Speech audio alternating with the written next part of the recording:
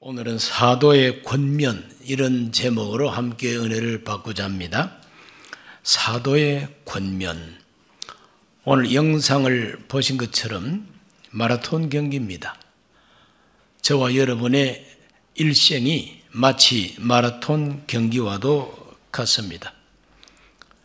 저의 목회 생애도 마라톤 경기와도 같았습니다. 이 마라톤 경기는 아주 긴 구간을 달려야 됩니다. 42.195km, 42.195km를 이 끝까지 완주하는 것이 중요합니다.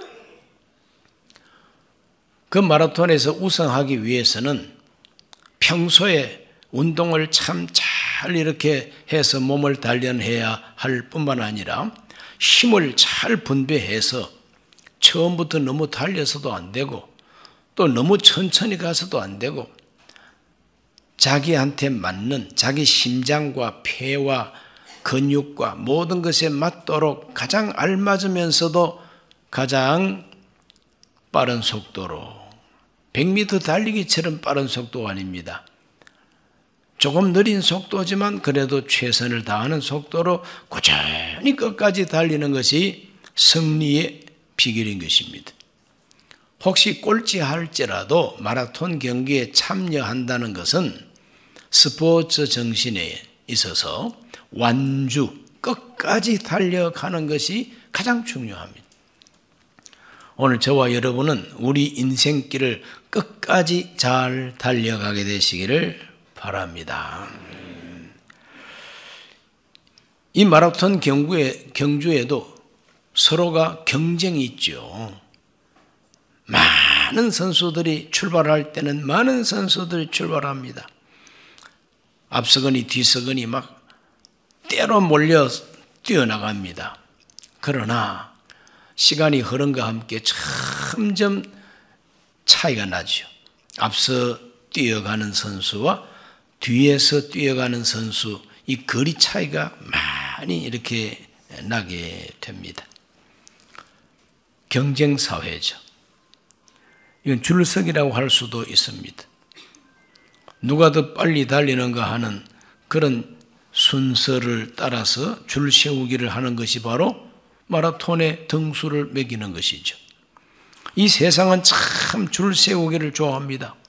학교 가면 성적순 있습니다. 세상에 나가면 얼마나 재산을 많이 모았는가, 재산 순서로 이렇게 양반될 수도 있습니다. 누가 더 권력이 큰가? 아니 권력 순으로. 또 누가 더 선배가 되느냐? 누가 더 일찍이 학교를 졸업했느냐? 이와 같이 졸업 순서대로 줄 세우기를 또 하기도 합니다. 저는 중학교 입학했을 때에 1년 선배, 중학교 2학년이 주번이 돼가지고 우리가 학교 등교할 때 혹시라도 뭐 복장이 조금이라도 배지가 삐뚤어졌다 그러면 이리 와, 엎드려 뻗쳐. 이래가지고 몽둥이래가지고 막 쥐 때리고 그럽니다. 많이 맞았어요. 아니, 딱 1살 차이. 또 국민학교 조금 늦게 들어가서면은 나이가 더 어린 자식이 말이지 학년이 하나 높다고 줄 세우기를 하고 말이죠. 아주 선배, 아주 그냥 과오를 세우는데 아주 엄격했죠. 이다 일정 시대의 그 군대 문화가 이렇게 내려오다 보니까 이제 그런 경우가 있었죠. 그러나 아무리 줄 세우기 세상이고 아무리 이와 같이 경쟁하는 세상이라 할지라도 가끔 가다가 참 감동적인 모습을 볼 수가 있는데 바로 오늘 우리가 시청한 이 영상이 바로 참 아름다운 내용입니다. 오늘 이 영상에 나오는 이 마라톤 경기는 2017년 12월 10일 미국 텍사스주 댈러스 마라톤 대회입니다. 이 마라톤 대회는 국제적인 큰 선수들이 모이는 대회가 아니라 그 지역사회 아마추어들이 모여서 이렇게 대회를 하고 BMW 독일 자동차 회사 BMW 회사에서 상을 주고 트로피를 주고 하는 이와 같은 마라톤 대회입니다. 여성부에서 1등으로 들어왔던 그 여성이 미국 뉴욕의 여자 의사였던 챈들러 셀프라고 합니다. 이 챈들러 셀프가 1등으로 들어오면서 이제 골인 지점 결승선 183m 지점에서 그만 쓰러집니다. 주저앉게 됩니다. 그 원인이야 잘 모르죠. 그러나 이렇게 달려왔는데 마지막 결승점을 보면서 쓰러집니다. 더 이상 달려갈 힘이 없을 것 같아요. 그럴 때 뒤에서 2등으로 달려오던 여자 고등학생, 17살 난 여자 고등학생, 그 여자 고등학생이 바로 1등으로 가던 바로 이 챈들러 셀프가 쓰러지는 걸 보고 가서 이렇게 세웁니다. 그리고 얼마 있지 아니하면 결승선이니까 당신은 달릴 수가 있습니다. 당신은 해낼 수가 있습니다. 그래서 붙들어주고 쓰러지면 또 이렇게 세우고 같이 걷고 뛰고 하면서 183m를 함께 동행을 하고 도와줍니다. 이렇게 해서 마침내 결승선을 손으로 터치하면서 1등으로 등록이 됩니다. 그 성적이 2시간 53분 57초입니다. 세계 기록은 이거는 국제적인 정평라에 있는 국제대회에서 2018년 9월 16일 베를린 대회에서 2시간 1분 39초가 세계 신기록이에요. 2시간 1분 39초. 그런데 이 여성은 2시간 53분 57초니까 뭐 한참 떨어져 있지만 그래도 여성으로서 그 지역 도시에서의 마라톤에서 우승했다는 거 대단한 거 아니겠습니까? 그러나 몸이 이상을 느끼면서 쓰러졌는데 뒤따라오던 바로 이 여고생이 이렇게 세워서 1등 양보하면서 1등 되게 해 준 겁니다. 그래서 나중에 그 신문지상에 정말 참 1등으로 우승한 이 여성보다도 뒤따라오던 2등이 1등 여성을 이렇게 세우고 끝까지 완주하게 해서 손으로 터치할 수 있는 기회를 만들어준 이 여고생을 대대적으로 칭찬하기를 시작했습니다. 그 여고생 이름이 아리아나 루트먼이라고 하는 그런 여학생이었습니다. 이 여학생은 알고 보니까 12살 때부터 비영리 단체를 만들어가지고 집이 없는 홈리스들, 집이 없는 사람들을 돕는 그와 같은 선한 일에 힘써 왔다고 합니다. 이렇게 평소에 선한 일을 힘써 와서 그런지 그 앞서 달리던 1등 주자가 쓰러지는 걸 보고 그냥 자기가 추월해가지고 1등으로 그래서 트로피를 받고 우승했다고 하는 영광을 취하기보다도 이 사람을 이렇게 세우고 협력하고 도와주고 이렇게 해서 그 사람이 1등이 되게 해서 참 기쁨으로 가득하도록 도와주고 자기 때문에 남이 기뻐하고 자기 때문에 다른 사람이 우승하는 걸 보고 박수 친다고 하는 이 마음이 얼마나 아름다운 마음이냐 이 말이죠.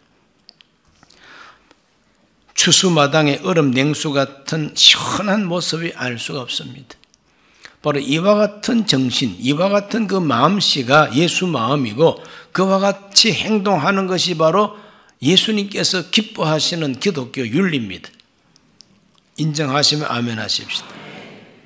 오늘 읽은 이 데살로니가 전서 5장에 보면은 사도 바울은 성도들을 권면합니다. 성도들에게 무엇을 권면했느냐?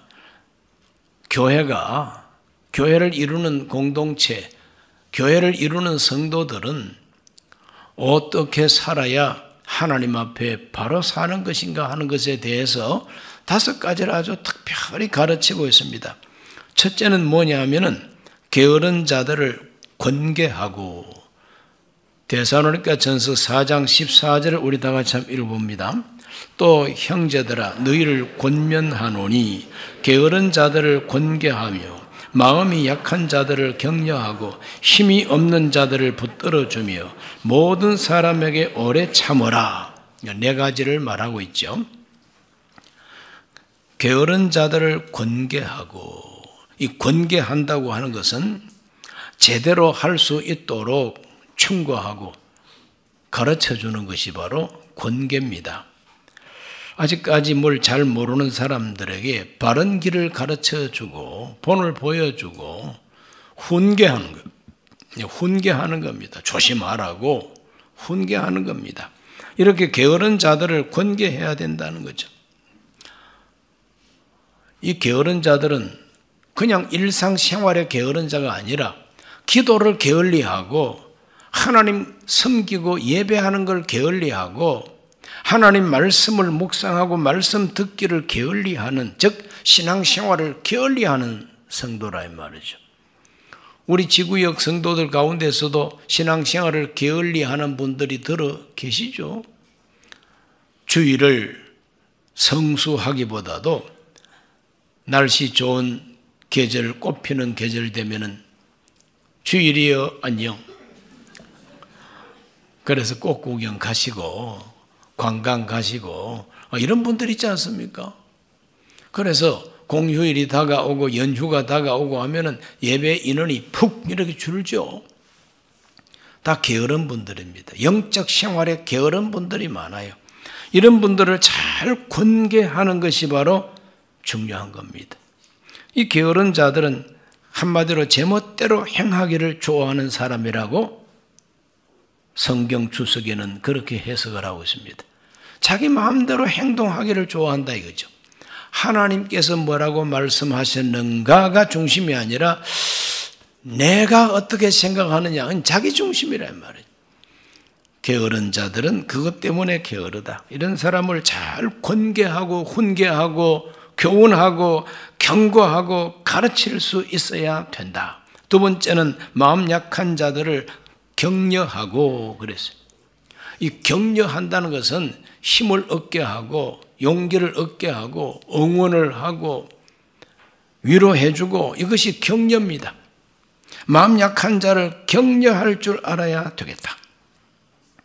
오늘 우리 모든 성도들 가운데 믿음이 좀 더 오래되신 분들, 직분자들로서는 지구역장님이나 권사님들 위로할 줄 알아야 됩니다. 격려할 줄 알아야 됩니다. 내가 무슨 말로 격려하면은 이 사람이 새 힘을 얻을 수가 있을까? 내가 무슨 말을 하면은 이 사람이 위로받을 수가 있을까? 낙심한 마음이 다시 힘을 얻어서 일어설 수가 있을까? 기도합니다. 그래서 하나님께로부터 지혜를 얻어가지고 이 사람을 찾아가서 오늘 내가 이런 말을 해줘야 되겠다. 그래서 그 말을 통해서 그분이 격려를 받고 위로를 받고 다시 힘을 얻을 수 있으면은 영혼을 살려내는 거나 마찬가지죠. 우리 모든 지구역 성도들은 서로 격려할 줄 알게 되시기를 바랍니다. 처음부터 믿음이 강한 자가 어디 있습니까? 태어날 때부터 막 심성이 막 강하고 담대한 사람이 어디 있습니까? 다 약합니다, 그냥. 약하기 때문에 쓰러지고 넘어질 수밖에 없지 않습니까? 그런 사람 보고 비난하고 욕해서는 안 되고 격려해야 된다는 거죠. 오늘 우리 모두는 다 연약한 인생뿐임을 서로가 인정해야 됩니다. 상대방을 너무 위대하게 보지 마세요. 상대방을 너무 완전하게 보지를 마시고 상대방이 정말 전지전능 무서부지하신 하나님 닮은 사람으로 보면은 큰일 납니다. 없어요, 그런 사람. 다 약점이 있고 다 약합니다. 넘어지기 쉽습니다. 시험에 들기 쉽습니다. 그렇기 때문에 격려해야 됩니다. 모든 성도님들은 격려에 능하게 되시기를 축복합니다. 세 번째는 힘없는 자들을 붙들어주며, 붙들어준다는 것은 도와주는 것이고 붙들어준다는 것은 일으켜주는 거죠. 우리가 영상을 본 대로 뒤따라오던 그 여고생이 앞서가던 그 사람 원인은 알 수가 없지만 자꾸 쓰러지고 주저앉으려고 그러잖아요. 당신은 할 수 있습니다. 당신은 할 수가 있습니다. 꼬린 지점이 바로 앞입니다. 조금만 더 힘내시고 달리십시오. 그래서 힘이 없으니까 붙들어 주는 거죠. 어깨를 잡고 힘을 보태고 함께 달리는 겁니다. 함께 걸어가는 겁니다. 그 앞서가던 사람의 그 몸을 이 여고생이 낚아채가지고 함께 걸어갑니다. 결국은 골인하게 하고 1등 되도록 도와줬다. 얼마나 참 아름다운 모습입니까? 오늘 우리 모든 지구역장님들은 그렇게 되시기를 바라고, 교회 모든 직분자들은 그렇게 되시기를 바랍니다. 고지가 바로 적인데 여기서 쓰러질 수는 없다. 여기서 그만둘 수는 없다. 그 유명한 시가 있지 않습니까? 고지가 바로 적인데 여기서 그만둘 수 없다는 거예요. 오늘 저와 여러분의 인생도 꼬린 지점이 다 다가오고 있지 않습니까? 100세 시대라서 100세를 내다볼 때 아직까지 한참 남은 것 같지만 순식간입니다. 설날 지나고 새해 지난 지가 엊그제 같은데 벌써 넉 달을 지금 보내고 있어요. 오늘이 식목일입니다. 추운 겨울에 새해를 맞이했더니 벌써 봄이 되고 나무 심는 식목일이 되었습니다. 참 4월달 지나가 보십시오. 4월달 지나가면 한 해의 3분의 1이 확 지나가는 거죠. 이렇게 세월이 빠릅니다.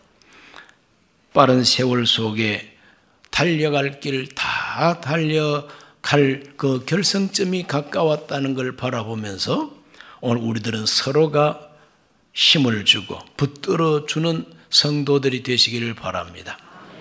우리는 서로 붙들어 줘야지 비난해서는 안 됩니다. 왜 그렇게 힘이 없어? 왜 그렇게 쓰러져? 뭘 잘못 먹었냐? 그러지 말고 붙들어 주게 되시기를 바랍니다. 서로가 다 붙들어 줘야 됩니다. 붙들어 준다는 게 바로 도와주는 것이다 말이죠. 네 번째로는 모든 사람에게 오래 참으라 그랬어요. 모든 사람에게 오래 참으라. 아가페 사랑의 가장 큰 특징이 뭐냐? 오래 참는 겁니다. 사랑은 오래 참고 모든 것을 견디느니라. 오래 참는 것이 바로 진정한 아가페 사랑입니다. 모든 사람에게 인내하고 참아내라. 오늘 우리 모두는 서로가 참아줘야 할 존재들입니다. 서로가 참아주지 않고는 늘 싸움밖에는 있을 수가 없어요. 신혼부부가 결혼하기 전까지 연애할 때는 참 좋았는데 이제는 연애가 끝나고 결혼을 해서 한 집에 한 방에서 한 침대에서 이렇게 살다 보니까 틀리는 점이 많고 여러 가지 성격 차이도 이제 드디어 드러나기를 시작하지. 습관도 부딪히지. 문화의 충돌도 있지. 가치관의 충돌도 나오고 이러다 보니까 내가 잘못 선택했구나.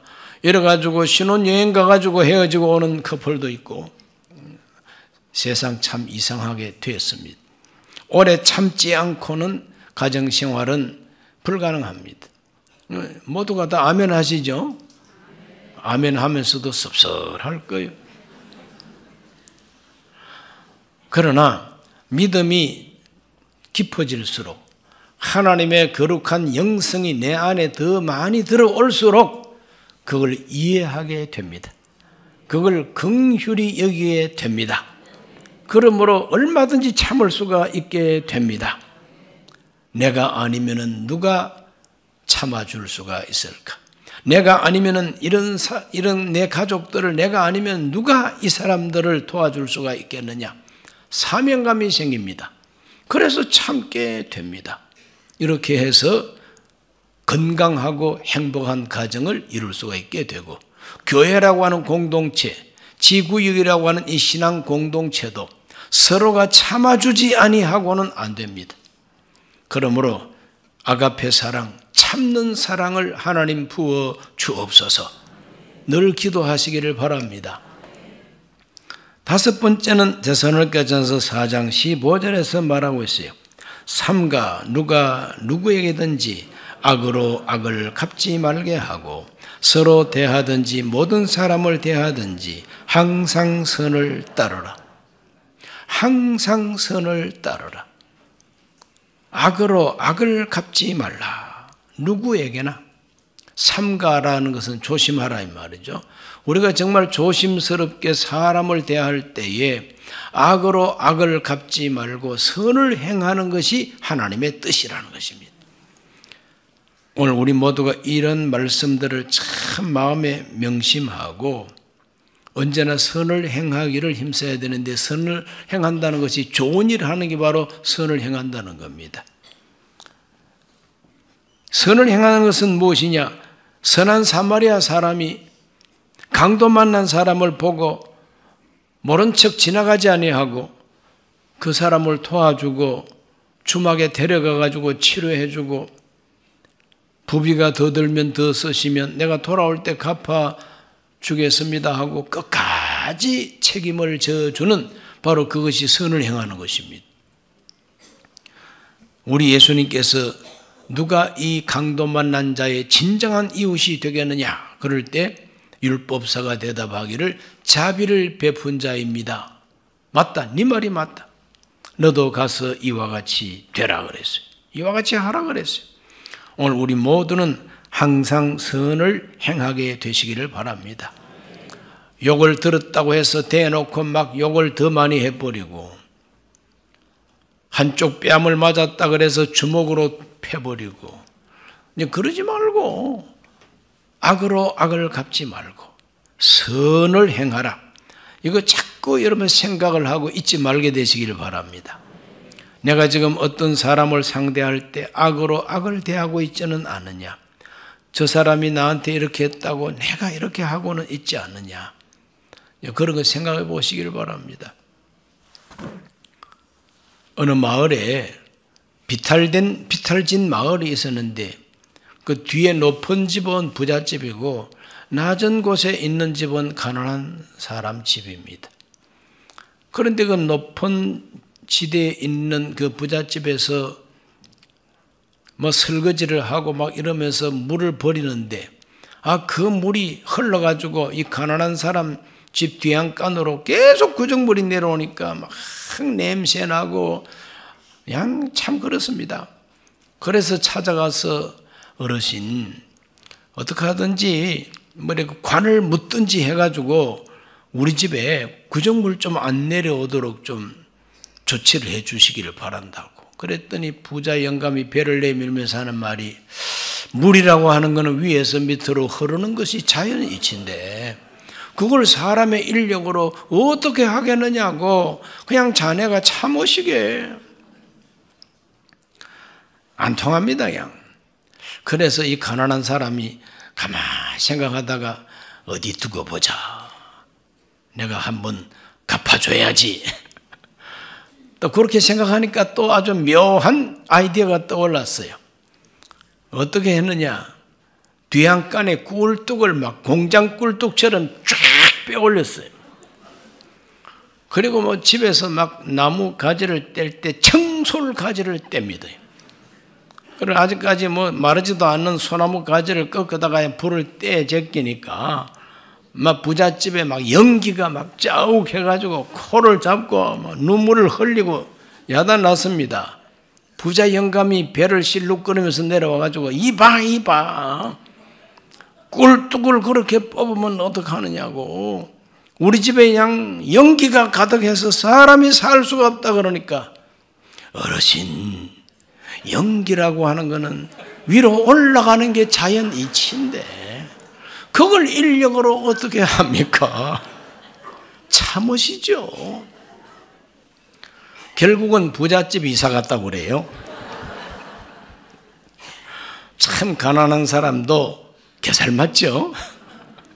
당했다고 해서 또 그렇게 복수를 하고, 그렇게 이제 살면은 동네에 평화가 없지 않습니까? 그렇기 때문에 우리 성경에는 삼가 누가 누구에게든지 악으로 악을 갚지 말게 하고 서로 대하든지 모든 사람을 대하든지 항상 선을 행하라. 선을 따르라. 오늘 우리의 행위가, 내가 하는 이 말이 선을 따르는 것인지 아니면 악으로 갚는 것인지 자꾸 생각하면서 살아가는 것이 신앙인입니다. 하나님의 말씀이 늘 뇌리 속에 떠나지 말고 오늘 이 권면, 사도의 권면, 교회를 진정 사랑하고 그 교회를 세운 바울이 이 성도들에게 이 권면을 하고 있습니다. 이것은 공동체 신앙생활에 꼭 필요한 권면입니다. 이 5가지 권면을 우리 마음에 잘 새겨서 하나님 앞에 영광을 돌리게 되시기를 바랍니다. 교회가 공동체로서 승리하기 위해서는 이와 같은 윤리, 이와 같은 태도가 자리 잡혀야만 됩니다. 앞서가던 주자가 쓰러졌다고 그대로 추월해서 내가 트로피를 따야지 하는 이 경쟁 심리만 가지고는 행복할 수가 없는 것입니다. 오늘 저와 여러분 정말 우리도 연약하기 때문에 마라톤 경주자처럼 결승선이 바로 코앞에 있는데 쓰러질 수 있어요. 그 쓰러진 선수를 우리가 비난하거나 욕하지 말고 도와줄 수 있어야 되고 격려할 수 있어야 되고 일으켜 세울 수가 있어야 된다는 거죠. 우리 하나님이 바로 그런 하나님이라. 하나님은 우리를 돕는 하나님, 하나님께서는 우리를 붙들어주는 하나님이라고 성경은 말합니다.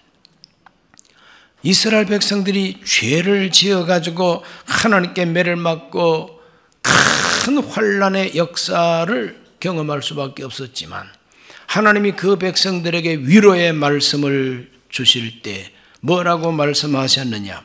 이사야 41장 10절에 말합니다. 두려워하지 말라. 내가 너와 함께 함이라. 놀라지 말라. 나는 너의 하나님이 됨이라.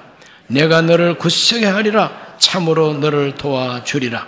참으로 나의 의로운 오른손으로 너를 붙들리라. 이게 얼마나 위로가 되는 말씀입니까? 하나님은 오른손으로 붙들어 주겠다 그랬어요. 저도 서울에 올라와 객지 생활할 때 이 말씀을 암송하면서 승리했습니다. 이겨냈습니다.